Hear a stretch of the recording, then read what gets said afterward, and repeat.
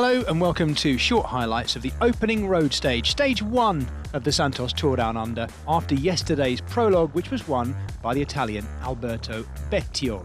This was the course for the most northerly of the 5 stages, the second longest stage of this year's Santos Tour Down Under.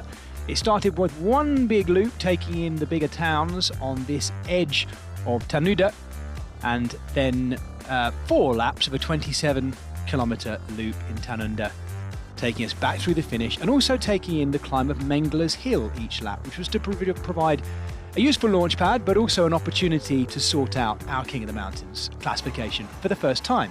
139 riders rolled out at just after 11:30, and there were one or two keen to get going. Most keen of those was Nons Peters, the Frenchman for AG Desert Citroën, who was out there by himself, alone, leaving the likes of Michael Matthews and Ethan Hayter to sprint out the sprint points and bonus seconds behind them.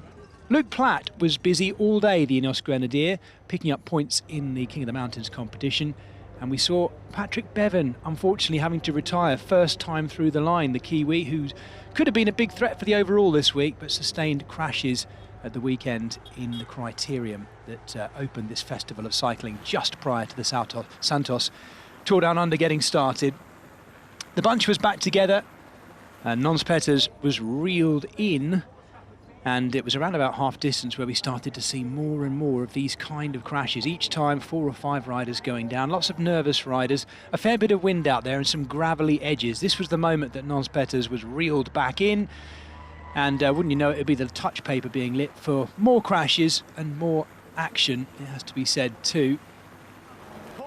This was the second of our sprint points though. Corbin Strong was the strongest of Michael Matthews, and Alberto Bettiol also trying to have a go in between Matthews and Ethan Hayter there. So Bettiol not just relying on consistency, but also trying to pick up bonus seconds, just missing out on that occasion. This was the second and final of our King of the Mountains points. Luke Platt thought he had it, but Alessandro Covi, now riding for UAE Team Emirates, coming up on the outside of him and actually taking maximum points there on top of Mengler's Hill quite comfortably. So showing his intent, Covi, and obviously in very good form. This was a nasty crash that happened just off to one side of the road there, involving a number of the Jumbo-Visma riders as well.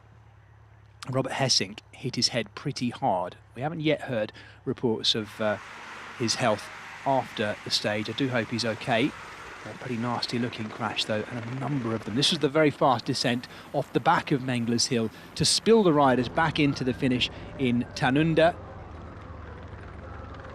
Soudal Quickstep did quite a lot of work coming into the finish, and really it was just upping the pace at the front end. I have to warn you, there was yet another crash in the finishing straight. You're just about to see it happen, and it was a nasty one.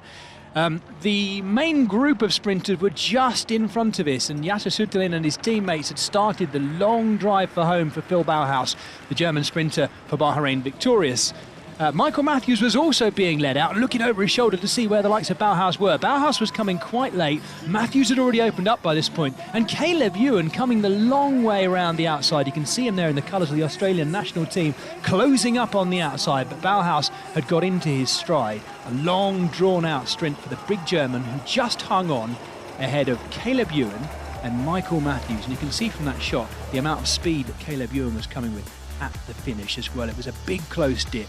But the big German, Phil Bauhaus, getting his 20th pro win on the line and taking the opening road stage of the Santos Tour Down Under. He and his team were delighted. Pello Bilbao giving a big congratulation at the finish. They've done a lot of work for him today, and it paid off come the finish, but boy was it a close one. You can see just how close it was in the overhead shot here.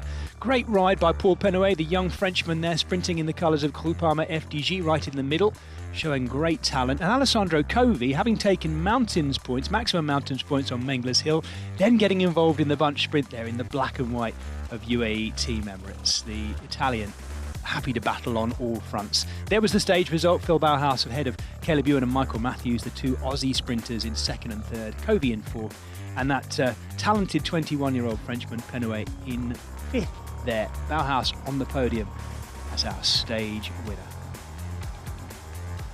He gets a Hoppy the Kangaroo, the official race mascot for the Santos Tour Down Under. And that is the classification for the Oka Leaders jersey. Alberto Bettiol hangs on by 6 seconds from Michael Matthews, who's moved up 8 places today. Magnus Sheffield in third, the young American, crashing today quite heavily, and we'll wait to see his condition going into tomorrow's stage. Sheffield wasn't able to pick up his jersey on the podium, but we do wish him well for tomorrow. Do join us tomorrow. Don't forget you can catch live or on-demand coverage of each stage on GCN Plus and Eurosport, although some territory restrictions do apply. Join us for stage 2 of the Santos Tour Down Under tomorrow.